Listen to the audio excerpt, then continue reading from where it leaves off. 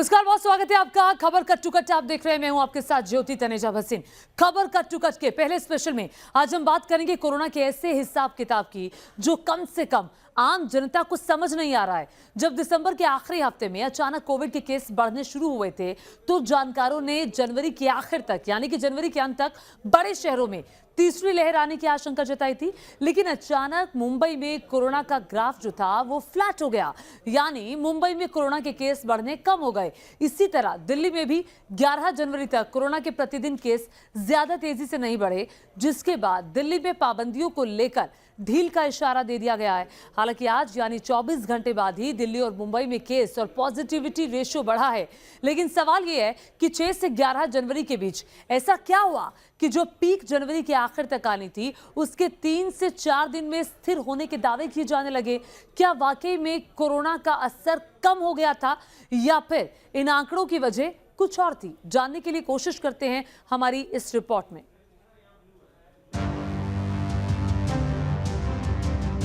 3-4 दिन से जो हॉस्पिटल एडमिशन्स हैं उसमें नंबर्स सेम आ रहा है, मतलब बढ़ नहीं रहा है। 1000 कम केसेस आ रहे हैं दिल्ली और महाराष्ट्र में, वो लोग पहुंच नहीं रहे उसलिए कम आ रहे हैं। दिल्ली और मुंबई देश के वो दो मेट्रो जो कोरोना की हर लहर में हॉटस्पॉट बनते रहे। देश में ओमिक्रॉन की एंट्री और बढ़ते इन्फेक्शन के दौरान भी दिल्ली और मुंबई में कोरोना के मामले तेजी से बढ़े थे, लेकिन अचानक सब बदल गया। मुंबई में रोज आने वाले केस कम हो गए तो दिल्ली में कोरोना संक्रमितों की बढ़ने की रफ्तार थम गई, यानी कोरोना ग्राफ शायद फ्लैट हो गया। इसी वजह से लोगों के अंदर सवाल उठने लगे, क्या मुंबई में कोरोना की तीसरी लहर का पीक सिर्फ 6 दिनों के अंदर आके नीचे भी उतर गया? क्या मुंबई की ही तरह दिल्ली में भी कोरोना का ग्राफ नीचे आने लगेगा? इन आंकड़ों को टेस्टिंग के तराजू पर भी तोलेंगे, लेकिन पहले जरा देख लेते हैं कम होते कोरोना केस को दिल्ली और महाराष्ट्र की सरकार किस किस्म का पैरामीटर मानकर चल रही है। मुंबई शहर में उसको लागू नहीं कर रहे। मुंबई शहर में हमारा जो प्रोटोकॉल था हम उसी को लेके चल रहे हैं, क्योंकि मुंबई शहर में गर्दी ज़्यादा है, मुंबई शहर में लोग ज़्यादा है। चाहे लोकल ट्रेन पकड़ लो, चाहे जो एरियाज़ कुछ ऐसे जहाँ पे भीड़ भाड़ रहती है, तो हम वो चीज़ को अगर अपनाते हैं तो हमारे केसेस तो कभी कमी नहीं होंगे। इसलिए हमने हमारा प्रोटोकॉल रखा हुआ है कि जब तक का जो पॉजिटिव पेशेंट है वो नेगेटिव नहीं होता है तब तक का उसको कोई रिलीफ ना मिलेगी।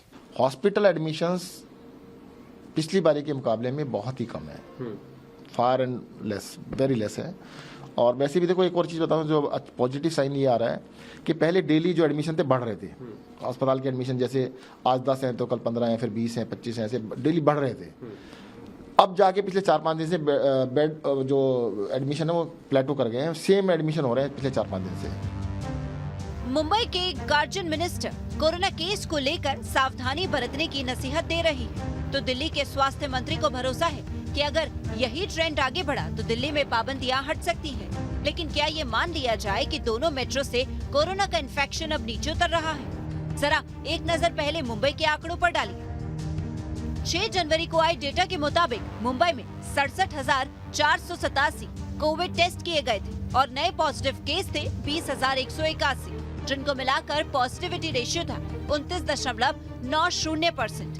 लेकिन 11 जनवरी को दिए गए डेटा में 62,097 टेस्ट किए गए, यानी 5,000 टेस्ट कम। नए पॉजिटिव केस मिले 11,647 और पॉजिटिविटी रेशियो हो गया 18.76%। तो क्या कम टेस्टिंग की वजह से मुंबई में नए कोरोना केस कम हुए? महाराष्ट्र कोविड टास्क फोर्स की माने तो वो लोगों की सेल्फ टेस्टिंग को आंकड़ों में सही जानकारी न मिलने की वजह करार दे रही है। काफ़ी लोग घर में बैठ के भी टेस्ट कर रहे हैं और उनको जो होम किट अवेलेबल है वो टेस्ट कर रहे हैं, लेकिन अगर उसमें पॉजिटिव आता है तो वो लोग वापस RT-PCR टेस्ट करते थे, तो उससे वो भी एक सबसे बड़ा रीज़न है। और थोड़ा सा ये मौसम चल रहा है, सर्दी का मौसम है, हर आदमी को थोड़ा बहुत फ्लू होता है, लेकिन कोविड की वजह से एक अच्छा चीज़ ये हुआ कि हल्का सा अगर सर्दी जुकाम बुखार किसी को होता है तो लोग जाते हैं, होम किट लेकर आते हैं या RT-PCR के बाद जाकर के टेस्ट करवाते हैं। अगर बड़ी तादाद में लोग सेल्फ टेस्टिंग कर रहे हैं तो इसकी वजह क्या है? क्या सरकारी अस्पतालों में टेस्टिंग की सुविधाएं कम पड़ रही हैं या फिर लोग घर पर ही टेस्ट करना ज्यादा मुनासिब समझ रहे हैं? इसका जवाब न्यूज नेशन ने खुद मुंबई की जनता से जाना। पिछली बार जब कोविड आया था और उस समय हमारे पास टेस्टिंग की कैपेसिटी बड़ी लिमिटेड थी और हम लैब पे डिपेंड थे, लेकिन इस बार जब कोविड का स्ट्रेन आया है और लहर आई है तो हमारे पास एक सुविधा आ गई है कि हम घर बैठे भी अपना एंटीजन टेस्ट कर सकते हैं। और मार्केट में अच्छी टेस्ट किट आ गई है। जैसे मैंने अभी माई लैब्स की कोविड सेल्फ यूज की 250 रुपीज़ की, और ये काफ़ी इजी था यूज करना। मेरा बेटा ऋषिकेश जब भी पॉजिटिव हो गया था तो उसके बाद हम लोगों ने ICMR के गाइडलाइन के तहत स्वाइप ट्रेस करने के लिए किट जो मिलते हैं मेडिकल स्टोर में वो लेके आए और घर पे हम लोगों ने वो टेस्ट किए। अगर लोग सेल्फ टेस्टिंग ज्यादा कर रहे हैं तो सरकार को मिलने वाले डेटा में फर्क आना तय है। बावजूद इसके सरकार के लिए जरूरी है कि वो अपने स्तर पर टेस्टिंग बढ़ाए ताकि मुंबई में कोविड की सही पिक्चर सामने आ सके। लेकिन मुंबई में सरकारी डेटा तक पहुंचने वाली टेस्टिंग कम हुई, जिसके साथ ही केस और पॉजिटिविटी रेशियो भी नीचे आने लगा। मुंबई के हाल समझे, अब रुक करते हैं देश की राजधानी दिल्ली का। 6 जनवरी के आंकड़ों के मुताबिक दिल्ली में 98,434 टेस्ट किए गए थे। नए कोविड केस थे 15,097 और पॉजिटिविटी रेशियो था 15.34%। 11 जनवरी को आए डेटा के मुताबिक दिल्ली में 82,884 कोविड टेस्ट किए गए, यानी 6 जनवरी से तकरीबन 16,000 कम। नए कोविड केस थे 21,259 और पॉजिटिविटी रेशियो था 25.65%। यानी दिल्ली में टेस्टिंग कम करने के बावजूद नए केस और पॉजिटिविटी रेशियो बढ़ा। तो क्या ये माना जाए कि मुंबई और दिल्ली में कोरोना इन्फेक्शन कम हो रहा है, या फिर टेस्टिंग की दर कम होने की वजह से नए मामलों की तादाद कम हुई है? इसको लेकर जानकारों का इस पर क्या कहना है, ये भी सुनना और समझना जरूरी है। तो 9 तारीख को मैक्सिमम टेस्टिंग हुई थी 96,000 के आसपास, उसके बाद 10 को कम हुई और 11 को भी उसी तरीके से 82,000 के आसपास टेस्ट हुई। पॉजिटिविटी रेट करीब 25% रहा। तो मुझे ऐसा लग रहा है कि टेस्ट की कमी की वजह से, टेस्ट कम होने की वजह से केसेस कम हो रहे हैं, न कि जो ओमिक्रॉन का जो थर्ड वेव है वो ठहर चुका है, ऐसी कोई। कम होते आंकड़ों ने शायद सरकारों की हिम्मत भी बढ़ाई, तभी तो मुंबई में जो 30 कंटेनमेंट जोन घोषित किए गए थे वो 24 घंटों में गायब हो गए। अगर हम पिछले 24 घंटे की बात करें तो मुंबई में कोरोना का आंकड़ा जो है वो 10,000 और 15,000 के बीच में है, और महाराष्ट्र की बात करें तो महाराष्ट्र में भी कोरोना का एक दिन का आंकड़ा अब 30,000 से 35,000 के बीच में है। लेकिन मुंबई से एक चौंकाने वाली बात यह भी है कि मुंबई में स्लम इलाकों में जो कंटेनमेंट जोन, यानी कि जहां पर हाई रिस्क पेशेंट होते हैं या फिर होम क्वारंटीन के पेशेंट की संख्या ज़्यादा होती है, ऐसे स्लम इलाके जो कंटेनमेंट जोन BMC ने डिक्लेयर किए थे, ऐसे कंटेनमेंट इलाके जो थे वो 10 जनवरी को BMC ने 30 दिखाए थे, यानी कि 30 कंटेनमेंट जोन स्लम इलाके में मुंबई में थे।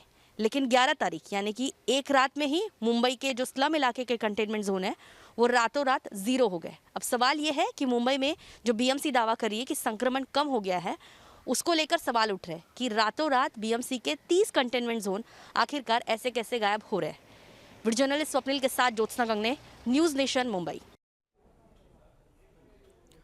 और देखिए मुंबई में तो 24 घंटे के अंदर ही कंटेनमेंट जोन हटा दिए गए। दिल्ली में टेस्टिंग कम होने के बावजूद पाबंदियों में ढील का इशारा दिया गया। 6 से 11 जनवरी के बीच के आंकड़ों में ऐसा लगा कि तीसरी लहर का दायरा बस यहीं तक था। लेकिन जमीनी हकीकत कुछ सवालों को पैदा करती है। क्या है ये सवाल, देखिए न्यूज नेशन रिपोर्टर्स की अगली ग्राउंड रिपोर्ट में।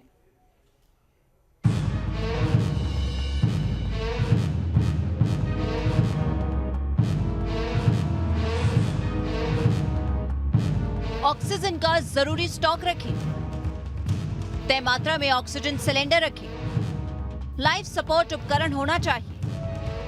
ये है वो निर्देश जो केंद्रीय स्वास्थ्य मंत्रालय ने सभी राज्यों के चीफ सेक्रेटरी को भेजे और ये निर्देश साफ बताते हैं कि कोरोना का खतरा गया नहीं है और सरकार पूरी सावधानी बरत रही है। बावजूद इसके दिल्ली और मुंबई जैसे हॉटस्पॉट में डेली केस घटना या फिर नहीं बढ़ना थोड़ा समझ से परे नजर आता है। दिल्ली में न्यूज नेशन रिपोर्ट्स ने सबसे पहले अस्पतालों में बेड्स को लेकर जानकारी जमा की, जिससे सामने आया दिल्ली के कुल 15,330 कोरोना बेड्स में से 2,390 भरे हुए हैं। 14,316 ऑक्सीजन बेड्स में से 2,242 बेड्स भरे हुए हैं।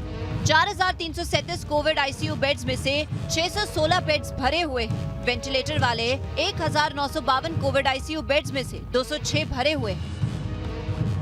सिर्फ दिल्ली ही नहीं, मुंबई के अस्पतालों का भी हाल जानना जरूरी था।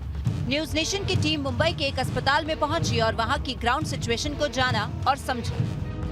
हॉस्पिटल में जो हॉस्पिटलाइज्ड पेशेंट है उनका बाय प्रोटोकॉल हमको एक माइक्रोबायोलॉजिकल डायग्नोसिस चाहिए, या रैपिड एंटीजन पॉजिटिव रहता है या आरटीपीसीआर पॉजिटिव रहता है। ये जो नंबर्स जो मिस हो रहे हैं वो कम्युनिटी में है, जो घर पे होम क्वारंटीन कर रहे हैं, सेल्फ से ट्रीटमेंट ले रहे हैं, ये उनके नंबर्स है जो मिस हो रहे हैं। हॉस्पिटलाइज्ड पेशेंट्स में दोनों में से एक तो पॉजिटिव होता है। दिल्ली में बेड भरे हुए हैं तो कोरोना का संक्रमण स्टैग्नेंट कैसे हो गया? मुंबई के अस्पतालों में भले ही दूसरी वेव की तुलना में मरीज कम आ रहे, लेकिन मरीज आ भी रहे। तो ऐसे में क्या समझा जाए? कोरोना इन्फेक्शन खत्म हो गया है या फिर सेल्फ टेस्टिंग किट और ट्रीटमेंट के चलते सही नंबर सामने नहीं आ रहे? न्यूज नेशन ने इस सच को परखने के लिए दिल्ली के दवाओं के बाजारों का रुख किया। शायद वहां से कोरोना के मामलों को लेकर कोई ठोस इंडिकेटर मिल सके। पिछले 2 हफ्ते की अगर बात करें तो डिमांड में करीब 25 से 30% का जो है इजाफा भी हुआ, और ऐसे में लोगों से भी अपील की जा रही है कि वो किसी भी तरह से दवाओं को स्टॉक ना करें, बल्कि प्रेस्क्राइब दवा लें और जितनी क्वांटिटी दी जाए। कुछ हमारे साथ स्टॉकिस्ट हैं, इनसे बातचीत करते हैं, थोक व्यापार करते हैं दवाओं का। कनाव, ये बताइए किस तरह से डिमांड बढ़ी है पिछले कुछ दिनों से, अगर 2-3 हफ्ते की बात करें? लास्ट 2-3 वीक से तो काफ़ी डिमांड बढ़ गई है। जो डॉक्टर्स प्रिस्क्राइब कर रहे हैं कोरोना से रिलेटेड दवाइयाँ, काफ़ी डिमांड आ रही है दिल्ली से, तो ताकि क्योंकि लोगों के केसेस बढ़ते जा रहे हैं और आगे भी बढ़ ही रहे हैं, और लोग घर पे टेस्ट कर रहे हैं तो उससे प्रॉपर डेटा भी नहीं आ रहा, पर इन सब चीज़ों से पता चल रहा है कि कोरोना के केसेस बढ़ रहे हैं। सरकारें खुद कह रही हैं कि सावधानी बरतते रहना है। सरकारों का ये भी मानना है कि सेल्फ टेस्टिंग जैसी वजह के चलते कोरोना केस की पूरी जानकारी सामने नहीं आ रही। फिर भी अचानक कंटेनमेंट जोन हटा देना, पाबंदियों में ढील देने जैसे बयान और कदम कहीं ये इशारा तो नहीं कर रहे कि इस नंबर गेम में फंसकर सरकार और सिस्टम कहीं चूक रहा है। मुंबई से पंकज मिश्रा के साथ टीम न्यूज नेशन।